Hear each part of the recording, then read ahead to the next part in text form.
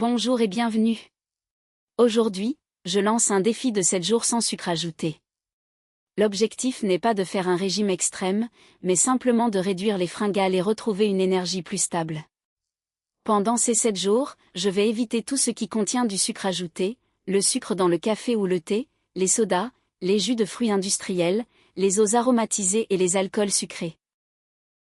Je mets aussi de côté les pâtisseries, viennoiseries, biscuits, bonbons, glaces et autres desserts très sucrés. Même chose pour les céréales sucrées du petit déjeuner, les barres industrielles et les yaourts aromatisés. Je vais également faire attention aux sauces et aux plats préparés, qui contiennent souvent du sucre caché. En revanche, je continue à manger des aliments simples, fruits entiers, légumes, protéines, céréales complètes, oléagineux et produits laitiers nature. Et vous, qui est prêt à relever ce défi avec moi pendant 7 jours? Aujourd'hui, on parle d'un des plus gros pièges, les boissons sucrées. Une grande partie du sucre que nous consommons vient de ce que nous buvons, soda, jus de fruits, sirop, eaux aromatisées et certains alcools. Cette semaine, je privilégie l'eau pétillante, le café, le thé et les infusions sans sucre. Pour varier les goûts, je prépare parfois une eau infusée au citron, à la menthe ou au gingembre. Deuxième jour du défi, les sucres cachés.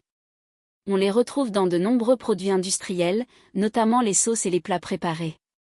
Je prends donc le temps de lire les étiquettes et de vérifier les premiers ingrédients. Dès que je vois du sucre, du sirop de glucose-fructose, de la maltodextrine ou du dextrose, je reste vigilant. L'objectif n'est pas de tout contrôler, mais de privilégier des aliments simples. Et quand c'est possible, je cuisine maison. Troisième jour. Les petits déjeuners et les grignotages sucrés. Cette semaine, je privilégie les œufs, le fromage blanc nature, le skyr, le pain complet ou les flocons d'avoine accompagnés de fruits et de quelques noix. Si vous sucrez encore votre café ou votre yaourt, essayez de réduire progressivement les quantités. Les papilles s'adaptent souvent plus vite qu'on ne le pense. Quatrième jour, les desserts. L'objectif n'est pas de supprimer le plaisir, mais les sucres ajoutés. Je remplace les desserts industriels par un fruit frais ou une compote sans sucre ajouté. Pour plus de gourmandise, j'ajoute parfois de la cannelle, de la vanille ou du cacao non sucré. Cinquième jour, l'organisation. Réussir une semaine sans sucre n'est pas seulement une question de volonté, mais aussi d'environnement.